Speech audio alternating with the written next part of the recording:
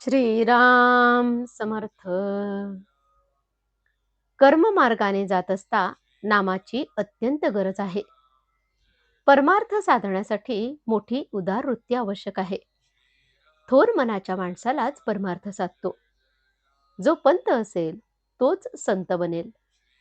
प्रापंचिक माणसाने घरामध्ये असलेले सर्वच्या सर्व देऊन टाकू नये, ही गोष्ट खरी.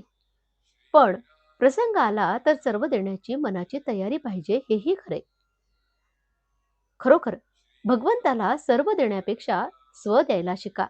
स्व दिल्यावर सर्व न दिले तरी चालेल, कारण ते आपल्या मालकीचे राहतच नाही. उलट सर्व देऊन स्व द्यायचा राहिला तर सर्व दिल्याचे समाधान मिळत नाही. भगवंताला स्व देणे म्हणजे मी त्याचा आहे, ही जाणीव रात्रंदिवस मनामध्ये ठेवणे होय. वैदिक कर्माने चित्तशुद्धी होते.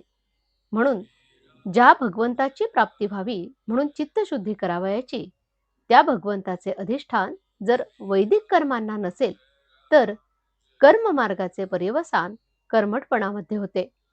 शिवाय सध्याच्या काळी बाह्य परिस्थितीमध्ये फरक पडल्या कारणाने वैदिक कर्मे जशी व्हायला हवीत तशी होत नाहीत. म्हणून आपण कर्म मार्गाने जात असता कर्माची पूर्तता होण्यासाठी आज भगवंताच्या नामाची अत्यंत गरज आहे.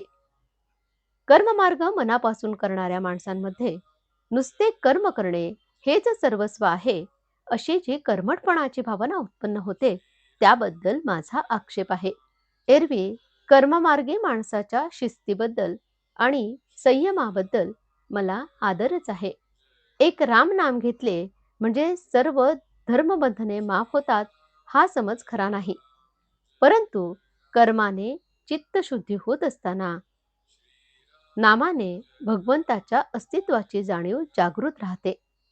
इतकेच नव्हे तर पूर्ण चित्तशुद्धी होऊन कर्म गळून गेल्यावर फक्त नामच शिल्लक राहते आणि भगवंताशी एकरूप झालो की ते त्यामध्ये मुरून जाते. रामनाम हा नुसता मंत्रच आहे असे नव्हे, तर तो सिद्ध मंत्र आहे, जो भगवंतापर्यंत नेतो नव्हे, तो भगवंताला आपल्याकडे खेचून आणतो. हा माझा प्रत्यक्ष अनुभव आहे. वाटेल त्याने नामाच्या या सामर्थ्याचे प्रत्यंतर पाहावे. रामनाम हा देहबुद्धी जाणणारा अग्नी आहे. रामनाम हे ओंकाराचेच स्वरूप आहे. ते सर्व कर्मांचा आणि साधनांचा प्राण आहे. श्री शंकरापासून तो श्री समर्थांच्या पर्यंत जे जे महासिद्ध होऊन गेले, त्या सर्वांनी रामनाम कंठी धारण केले. रामनामाचा 3.5 कोटी जप करील त्याला त्याच्या देवत्वाचा अनुभव आल्याशिवाय राहणार नाही. रामनामाचा आधार घेऊन आपण सर्वांनी राम जोडावा. नाम घेत असता जे घडेल ते चांगले आणि आपल्या कल्याणाचे आहे, असा भरवसा ठेवावा.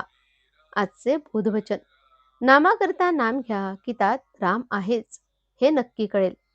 जानकी जीवन स्मरण. जय जय राम. श्रीराम समर्थ.